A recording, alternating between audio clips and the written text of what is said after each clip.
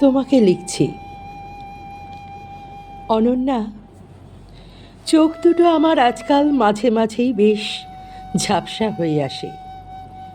অনেক কিছুকেই আবছা দেখি তখন। নেমে আসে এ পৃথিবীর সকল ধূসরতা। চোখের সামনের জিনিসগুলো অস্পষ্ট হয়ে আসে। মনে হয় কোথায় যে হারিয়ে গেল সেই যে আমার নানা রঙের দিনগুলি। জানি না, তবুও কোথা থেকে নানা রং এসে ভাসতে থাকে সামনে।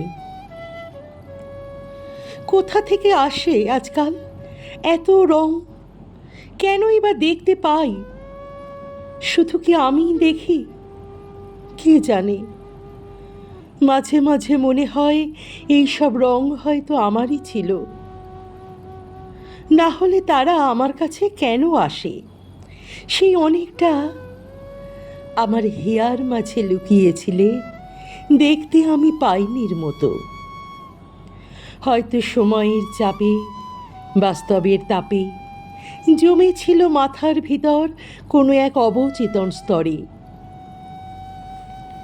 চেতনায় যখন ক্লান্তি আসে, চোখে যখন শ্রান্তি আসে, তখন একে একে আসে এই সব রং। অনেক রং ফিরে আসে, সেই যে আমার নানা রঙের দিনগুলি। চোখের সামনে রঙের তরঙ্গ মিলায় যায়, তরঙ্গ ওঠে, কুসুম ঝরিয়া পড়ে, কুসুম ফুটে ওঠে। এই ওঠা পড়ার ভিতর আমার সামনে এক সত্তা ভেসে ওঠে। অবশ্যই সে নাটোরের বনলতা সেন নয়, সে আমার সেই তুমি। অনন্যা, জানি জানি তুমি এসেছ এ পথে মনেরও ভুলে। তবু তো এলে, আসতেই হতো, কারণ তুমি তো জানতে আমায়। হয়তো কিছুই নাহি পাবো, তবুও তোমায় আমি দূর হতে ভালোবেসে যাব। মাঝে মাঝে মনে হয় চোখের এই অস্পষ্টতা সে আজকের তুমি আর আমি। শুধু মনেই হয়, কিন্তু বুঝি না। আমি আজকের আমাদের কাছে জানতে চাই, যারে হাত দিয়ে মালা দিতে পারো নাই, কেন মনে রাখো তারে? অতীতের কত সব রং আসতেই থাকে, আসতেই থাকে। ধাক্কায় ধাক্কায় গিয়ে হয়তো ঠেকেছিল মাথার ভিতর একদম অবচেতন স্তরে। কিন্তু স্মৃতির বাঁধন একেবারে ছিঁড়ে যেতে পারেনি। তাই বর্তমানের চাপ কমলেই ওরা এভাবে সামনে চলে আসে, যেন ওরা অকারণে চঞ্চল। সমবয়সী অনেকেই শুনি ঝাপসা দেখে, আমারই মতো।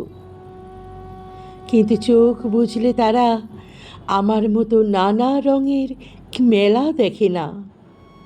সাধারণ কারণ, হতভাগ্যগুলো বেহিসেবির মতো জীবনের সব রঙগুলো ব্যবহার করেছে।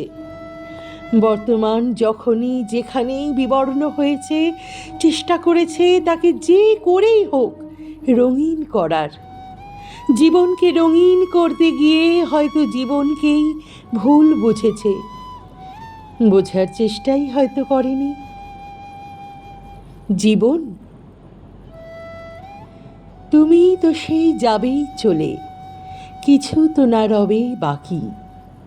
জীবনের কামনায় ভুলেছে জীবনের সাধনা। ওরা মন খুলে কারো কাছে বলতে পারেনি, জীবন যখন শুকায় যায় করুণা ধারায় এসো। ফলে আজ তাদের শূন্য ভাণ্ডার। কিন্তু আমি শূন্য নই।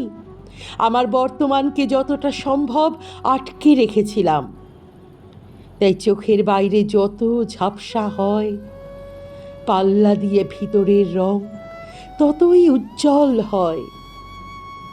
মনে পড়ে একদিন তোমার সাথে অনেক দেওয়া নেওয়া ছিল, কথা ছিল কত। আমাদের প্রতি কথার আলাদা আলাদা রং থাকতো। আজ যখন এসেছ, আবার কী নামে ডাকবো সেই সময়কে? থাক, কিছুই বলার দরকার নেই। বরং ভাবি, সামনে যখন যাবি ওরে, থাক না পিছন পিছে পড়ে। তোমার প্রিয় রং ছিল আকাশ নীল। শুনে আমি বলেছিলাম, আমি সেই আকাশে ডানা মেলে উঠতে চাই দিগন্তের দিকে, প্রতিদিন, প্রতিবার। তুমি উত্তরে বলেছিলে, আমার মনের মধ্যে অনেক অনেক গভীরে নাকি একটা নদী আছে, একেবারে নীল, এমনিতে দেখা যায় না। কি যেন, কি নাম তার? তুমি দেখেছিলে, এসেছিলে বৃষ্টির পায়ে পায়ে। তুমি সেই নদীতে ডুব দিয়ে থাকতে চাও আকণ্ঠ। তোমার প্রিয় নীল রঙে আমি পেয়েছিলাম একটা আকাশ, আর তুমি পেয়েছিলে একটা নদী। সেই থেকে একে অপরের দিকে চেয়ে থাকা শুরু। আকাশ আর নদী। অনেক পরে জানলাম, নদীর জল আর আকাশ, এদের কারো নিজের কোনো রং নেই। নদী থাকলো, আকাশ থাকলো, আমরাও থাকলাম, শুধু আমাদের সেই নীল রং কোথায় হারিয়ে গেল। শরতের কোনো এক সকালে, যেদিন রোদ্দুর ঝরে পড়ছিল তোমার মুখের হাসিতে, আমি বলেছিলাম, সাদা রংটা বড় ভালো লাগে আমার। তুমি হেসে উঠে আমার কাছে চেয়েছিলে সাদা রং। তোমার ইচ্ছা ছিল সাদা পায়রা হওয়ার।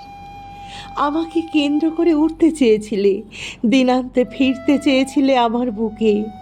আমি খুশি হয়েছিলাম, কথা দিয়েছিলাম তোমাকে, আমার মৃত্যুর পর আমার শরীরে থাকা সাদা কাপড় দেখেই চিনে নিতে পারবে আমায়, দিনান্তে নিজের ঘরে ফিরতে পারবে। কিন্তু না, তুমি পারলে না পারলে পায়রা হতে, না এলো আমার মৃত্যুর সাদা কাপড়। মাঝখান থেকে আমাদের সাদা রংটাই শুধু হারিয়ে গেল। চোখের বাইরে ঝাপসা হলে ভিতরের চাপা পড়ে থাকা সাদা রংটা এসে দেখা দেয়। নিজেকে নিজেই বলি, সাদা রং আছে, আমি আছি, তুমি আছো। এমন নয় যে সকলই ফুরালো স্বপন প্রায়। শুধু ভয় হয়, যে পথে যেতে হবে সে পথে তুমি একা। নয়নে আধার রবে, ধ্যানে আলোর রেখা। পারবো কি? দৃষ্টি ঠিক হয়, একদম স্বচ্ছ কাঁচের মতো সামনে দেখি ধুলোর আস্তরণ পড়া এক ধূসর পর্দা। এত ধুলো, জীবনের এত ধূসরতা। পরিষ্কার করতে গিয়ে দেখি সব বাতাসে ভাসছে। ধুলো নয়, জীবনের ফেলে আসা সময়ের স্মৃতিকণা। ধূসর পর্দা স্বচ্ছ পরিষ্কার হয়, পর্দার ওদিকে লাল একটা অবয়ব ভেসে ওঠে, তোমার মুখের মতো কাছে এগিয়ে আসে। না, তোমার মুখের মতো নয়, একেবারে তোমার লাল মুখখানি। মুখপানে চেয়ে দেখি, ভয় হয়, ফিরেছ কি ফেরো নাই, বুঝিব কেমনে। মনে পড়ে তুমি একদিন বলেছিলে, টকটকে লাল তোমার বড় প্রিয়। আমার ভালো লেগেছিল আমার লাল রঙের তোমার কোমল ঠোঁট দুখানি। ভেবেছিলাম তোমার সেই ঠোঁটের কোমলতায় আর উষ্ণতায় জীবন কাটাবো। তুমি ভয় পেয়েছিলে যে তোমার ঠোঁটের কোমলতা হারালে আমার কষ্ট হতে পারে। তুমি বলেছিলে খোলা মাঠ তোমার প্রিয়। আমি হতে চেয়েছিলাম দিগন্তের প্রান্তর, অন্ধকারের রাত শেষ হলে ভোরের লাল সূর্য হয়ে তুমি আসবে, সারাদিন আমার উপর দীপ্তি ছড়াবে, প্রয়োজনে প্রখর তপন তাপে। আমার সব গ্লানি মিথ্যাকে পুড়িয়ে আমাকে করে তুলবে কঠিন আর অকাট্য সত্য। কারণ আমি যে জানি দিনান্তে তুমি আবার লাল হয়ে উঠবে, নেমে আসবে আমার বুকে। পৃথিবীর মানুষ দেখবে সূর্য অস্ত গেল, সকলে যখন দেখবে দিনের শেষে ঘুমের দেশে ঘোমটা পড়া ওই ছায়া, সে তো ছায়া নয়, বরং তোমার ক্লান্তি আর আমার অন্ধকার সব মিলেমিশে একাকার।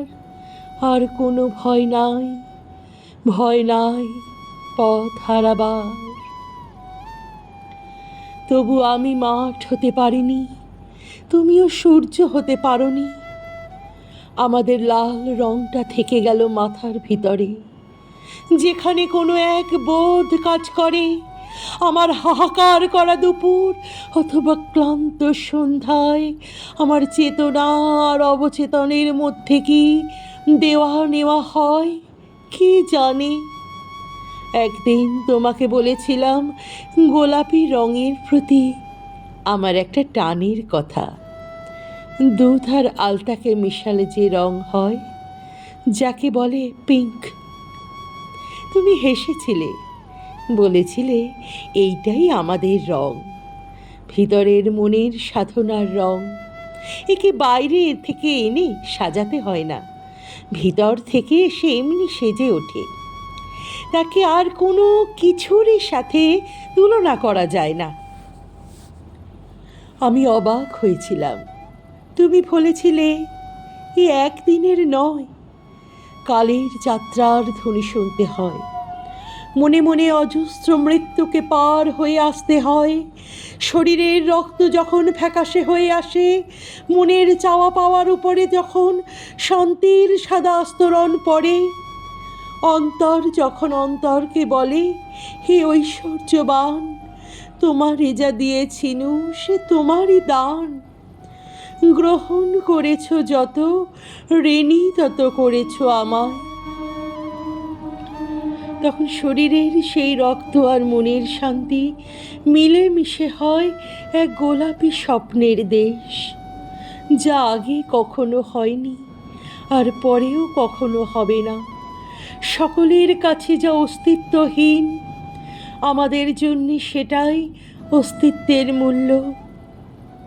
তার নাম নেভারল্যান্ড। কিন্তু কবে আসবে সেই নেভারল্যান্ড জানা ছিল না কারো। আমি তাই নামে একটু বদল এনে বলেছিলাম ডেস্টিনড নেভারল্যান্ড। সেসব কবেকার কথা, দৃষ্টি ঝাপসা হলেই চোখের সামনে ফুটে ওঠে সন্ধ্যা নামে একটা অস্পষ্ট অবয়ব। আস্তে আস্তে স্পষ্ট হতে হতে তুমি হয়ে আসছো। মোর সন্ধ্যায় তুমি সুন্দর বেশে এসেছ। আমি শরীরের সমস্ত জোর খাটিয়ে উঠলাম।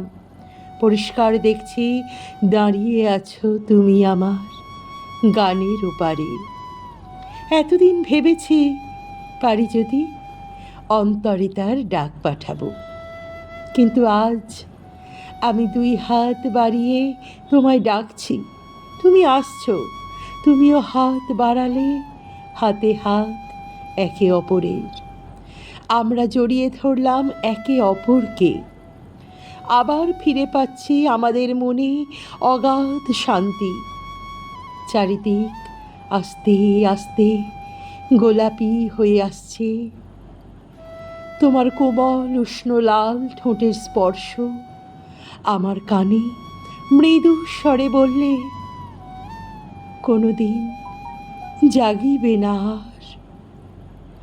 আমি তোমার বুকে মাথা রাখলাম, মাথায় এখন অগাধ শান্তি।